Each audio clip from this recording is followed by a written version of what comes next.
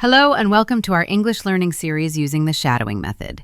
In today's lesson, we have chosen the story, The Tale of Peter Rabbit, for our practice. During this lesson, you will listen carefully and practice shadowing, and you will also learn the meanings of the key vocabulary used in the story. Take your time, listen closely, and repeat naturally. Now, let's begin. Listen carefully, repeat after me. I will be back soon, she said.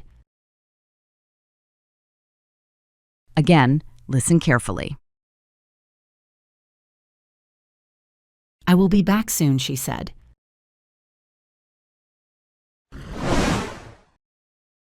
Now, your turn.